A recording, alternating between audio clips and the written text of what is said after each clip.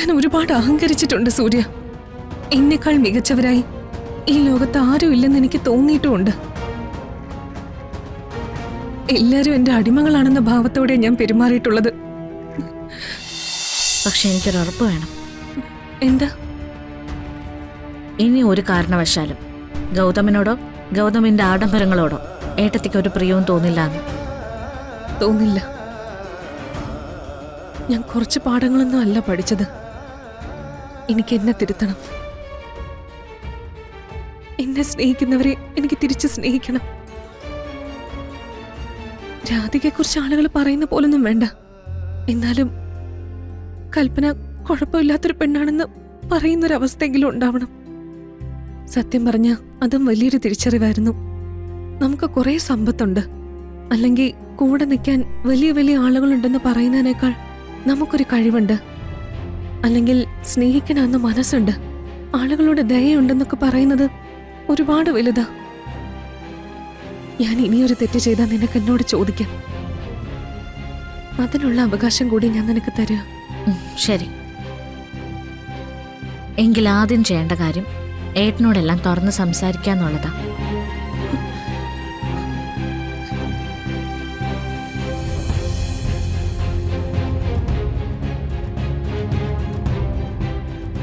ഏട്ടത്തി പേടിക്കണ്ട. എല്ലാം അറിയുമ്പോ ഏട്ടൻ ഏട്ടത്തെ തള്ളി പറയില്ല. കാരണം ഞാൻ ആങ്ങളെന്ന് വിളിക്കുന്ന ആ മനസ്സെനിക്ക് നന്നായിട്ടറിയാം. വേറെ മാർഗങ്ങൾ ഒരുപാടുണ്ട്. പക്ഷെ അതിനേക്കാളൊക്കെ ഏറ്റവും നല്ലത് ഇത് തന്നെയാ. ഇതാവുമ്പോ എല്ലാ കേൾവിയും നിങ്ങൾ തമ്മിലാ, എല്ലാ ഉടമ്പടികളും നിങ്ങൾ തമ്മിലാ.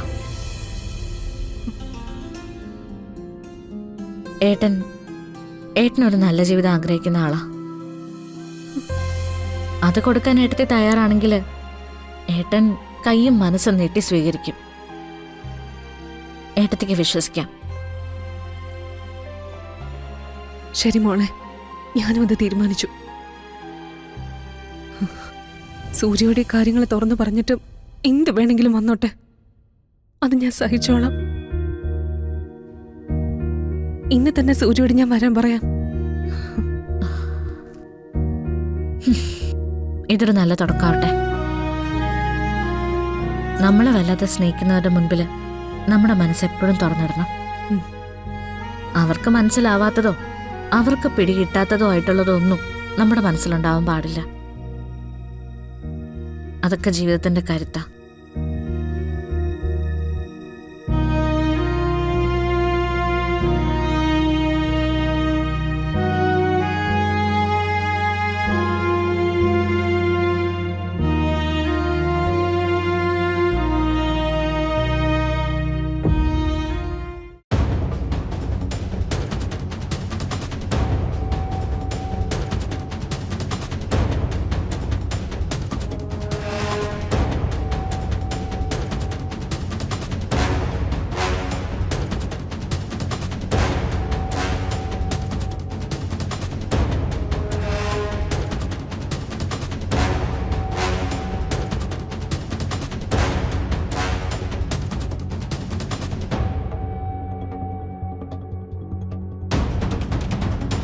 ബെഞ്ചമിനല്ലേ?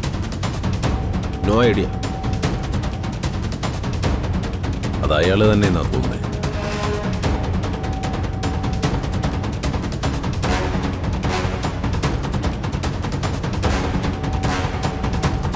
Good morning madam.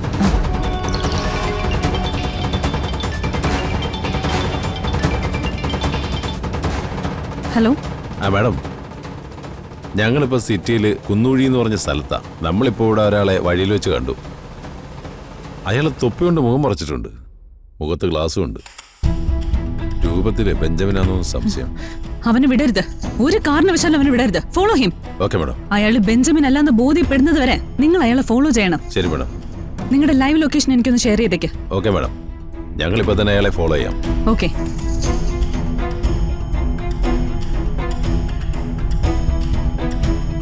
അയാളെ ഫോളോ ചെയ്യാനാ മേഡം പറഞ്ഞേക്കുന്നത്.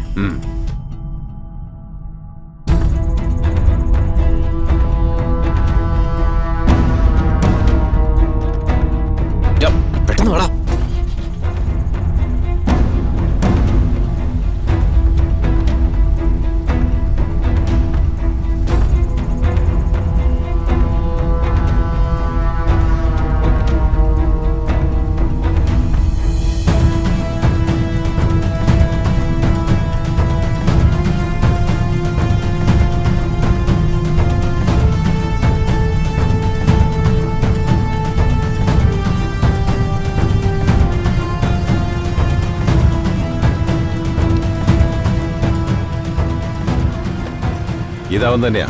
അവൻ നമ്മളെ കണ്ടിരിക്കുന്നു. ഫാസ്റ്റ് വണ്ടി എടുക്ക.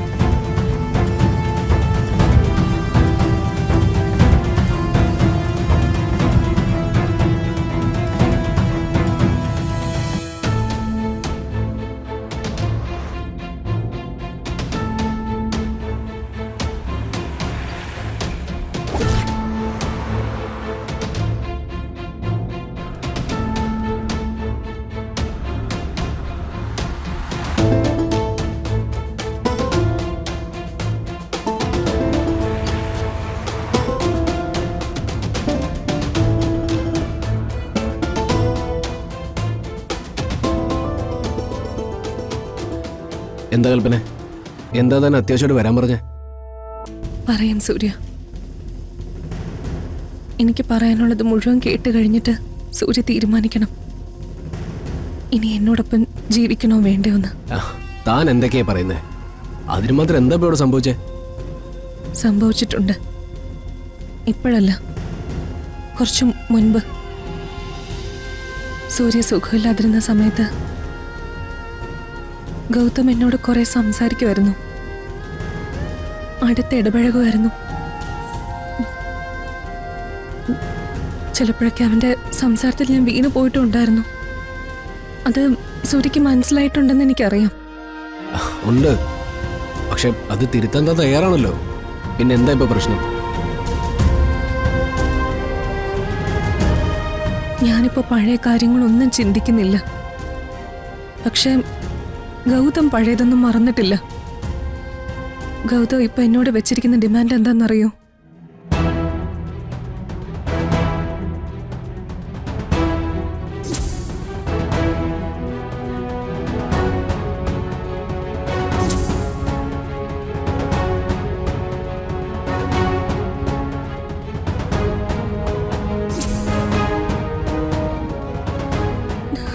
ഞാൻ ഒരുപാട് അഹങ്കരിച്ചിട്ടുണ്ട് സൂര്യ. എന്നെക്കാൾ മികച്ചവരായി ഈ ലോകത്ത് ആരും ഇല്ലെന്ന് എനിക്ക് തോന്നിയിട്ടുമുണ്ട്. എല്ലാരും എന്റെ അടിമകളാണെന്ന ഭാവത്തോടെ ഞാൻ പെരുമാറിയിട്ടുള്ളത്. അതിനൊക്കെ ഇപ്പോ ഒന്ന് പശ്ചാത്തപിക്കാൻ പോലും എനിക്ക് യോഗ്യതയില്ല.